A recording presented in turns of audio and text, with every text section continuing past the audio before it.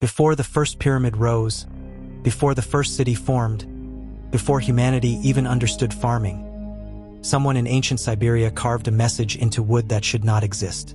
A towering figure covered in geometric codes, older than every civilization we've ever studied, older than stone temples, older than written language itself. This is the Shigir Idol, an 11,000-year-old monument built with a level of intention and pattern logic that doesn't match the timeline we've been taught. It survived ice ages, survived the disappearance of cultures we don't even have names for, and its symbols still defy every attempt at decoding. And here's the part no one wants to face. The Shigir Idol isn't unique. Similar out-of-place artifacts exist across the world. They all point to one unsettling reality. Our ancestors were doing things thousands of years earlier than history admits.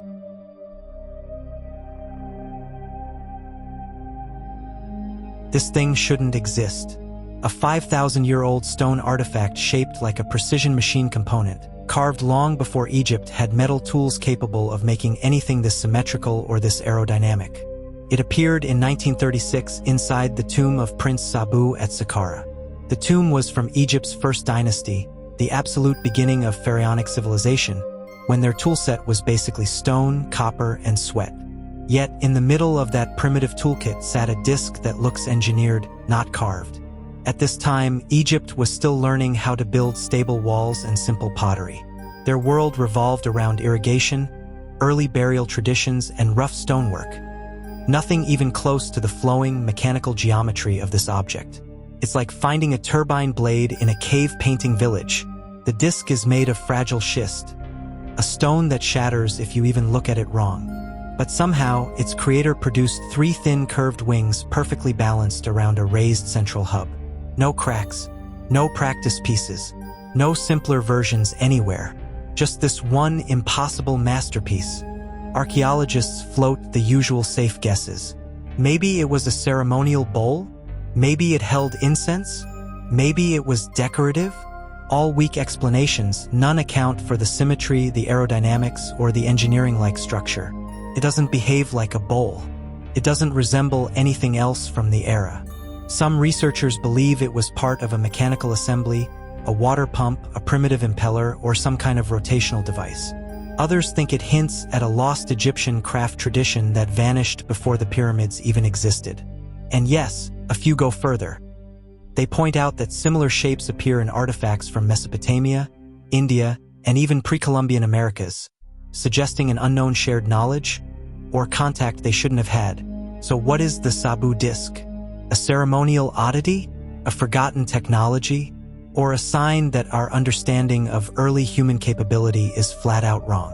Until another one is found, or until someone explains how Neolithic tools carved an object that looks industrial. This 5,000-year-old disc remains one of Egypt's most uncomfortable puzzles.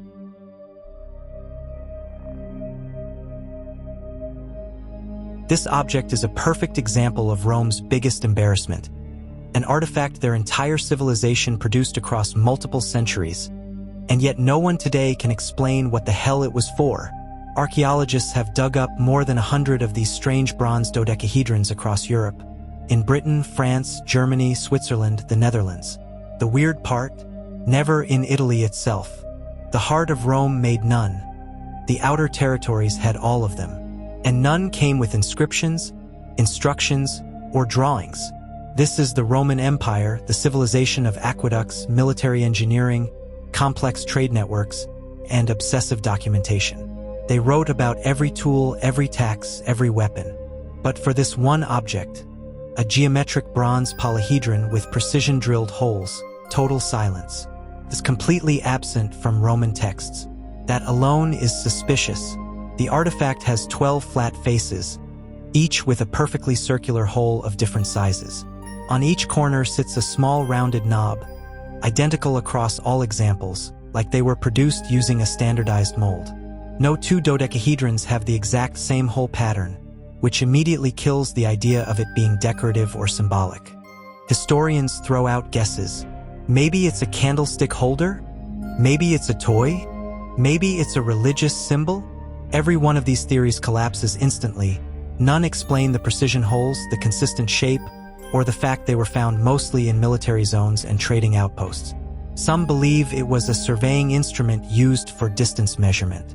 Others think it was a device for knitting military gloves, a theory that sounds ridiculous until you see reenactors actually pull it off. Then there's the more serious idea. It was a multifunctional field tool, possibly for calculating projectile trajectories or crop cycles. And of course, the wild angle. The design is eerily similar to geometric objects from Celtic ritual sites, suggesting Rome didn't invent it at all. They copied or adopted something older, stranger, and never fully understood it themselves. So what was the Roman dodecahedron? A measurement device? A battlefield tool? A ritual object? Or a leftover from a forgotten culture Rome absorbed without recording? Until someone finds an ancient manual explaining its purpose, these 12-sided enigmas remain one of the empire's most embarrassing loose ends.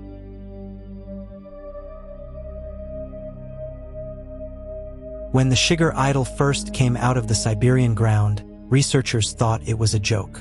A wooden statue older than the pyramids? Older than farming? Older than every recorded civilization on Earth. Impossible. Except, it wasn't. In 1894, miners digging through a peat bog in Russia pulled out fragments of a massive carved wooden figure. The more pieces archaeologists assembled, the more uncomfortable it became. This thing stood almost 3 meters tall, covered head to toe in symbols no one can decode.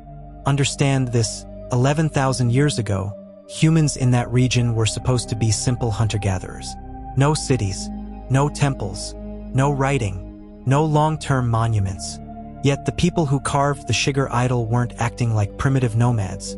They were behaving like a culture with rituals, mythology, and a disturbing level of artistic intention. The idol is carved from larch wood, shaped into a long humanoid figure with multiple faces stacked vertically, like a totem, but far older. Its body is covered in zigzags, chevrons, geometric patterns, and strange symbols. These markings aren't random decorations. They repeat across the entire surface, like instructions, warnings, or a language. The mainstream guess? It was some kind of ritual statue, maybe a guardian of a sacred place, maybe a representation of a forest spirit. But these theories fall apart when you look at the patterns. They're too systematic, too mathematical, too intentional. Hunter-gatherer cultures aren't supposed to carve coded information into 11,000-year-old wooden monuments. Some researchers argue the idol is a prehistoric map, a guide to rivers, migration paths, or sacred sites. Others believe the faces represent different spirits or deities, arranged vertically to show a hierarchy. Then there's the uncomfortable possibility. This was a message left by a culture far more complex than we give them credit for. A culture wiped out long before written history began. And the wild angle? The geometric patterns match symbols found on stone structures in Göbekli Tepe, 2,000 miles away.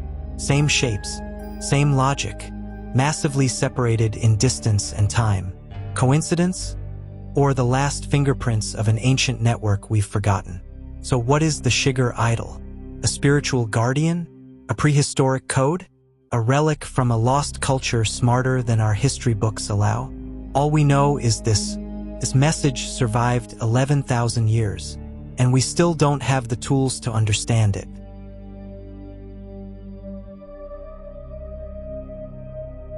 The Dropa Stones are either the biggest archaeological cover-up in Asia or the most sophisticated hoax ever pulled. 12,000-year-old stone discs with spiraling symbols that look suspiciously like a written message. And nobody can agree whether they're real, fake, or something in between. The story begins in 1938, when an expedition supposedly led by Chinese archaeologist Chi Pu Ti explored remote caves in the Bayan Kerala Mountains. Inside, they found dozens of skeletons that didn't match any known ethnic group, and 716 circular stone discs, each with a perfect hole in the center and microscopic carved grooves that looked like coiled writing. Sounds unbelievable? That's exactly why the controversy never died. 12,000 years ago, that region wasn't home to advanced societies. No agriculture, no metallurgy, no writing systems anywhere on Earth. Yet these discs behave like records, as if someone tried to store information long before humans even developed cities. The caves also showed murals of the sun, stars, and strange humanoid figures, exactly the kind of thing mainstream archaeologists avoid like poison, because it doesn't fit their timeline. Each stone is roughly the size of a vinyl record, made from a granite-like material that's extremely difficult to carve even with modern tools. Yet the grooves spiral outward with uniform depth, like data tracks. Some stones appear scorched, as if exposed to extreme heat. Others contain high concentrations of cobalt, a metal ancient cultures couldn't refine. The academic world does what it always does with inconvenient artifacts: deny, dismiss, or ignore the standard explanation. These stones don't exist. They're misidentified pottery wheels. They're a misunderstanding from early explorers. None of that explains the carvings, the cobalt, the heat damage, or the skeletons found with them. Some researchers believe the stones tell the story of a tribe called the Dropa, described as small, fragile beings who supposedly came from the clouds, crashed their craft, and integrated with local people.